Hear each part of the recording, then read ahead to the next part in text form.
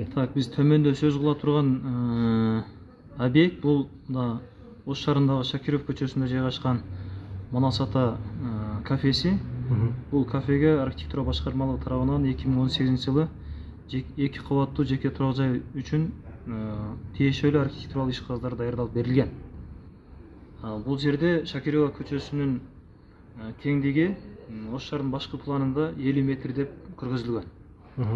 50 метр деп көргөзүлгөн кызыл сызыктын Манас ата кафеси тарабындагы сызык бул болуп эсептелет, көргөзүп жаткан.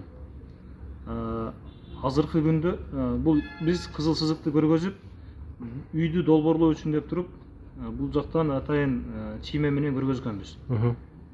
Булар азыркы күндө мындай мына жерде азыр көрүнүп эле турат, тротуарга чейин почти чыгып келген. Мына аймакка бүт кафенин курулушу чыккан. Биздин берген иш кагаздарда бул жерде кошумча жеңил багыттагы курулуштарга гана каралган. Навес анан кос постройка деп бул эки курулма. Ошондо канча метр чыгып кеткен? Булар азыр мен болжолду гана айта алам, себеби жаңыдан топографиялык чийме кылганда гана биз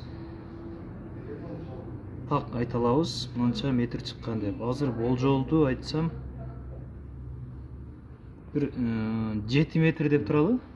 Кызыл сызыкка 7 метр. Кызыл сызыктын ичине же жолдун акысына, башкы пландагы жолдун акысына 7 метрдин тегерегиндеги айырма менен чыгып кеткен курулуш.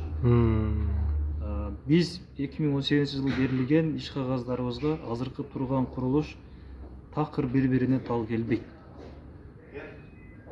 Негизги маселе ошо.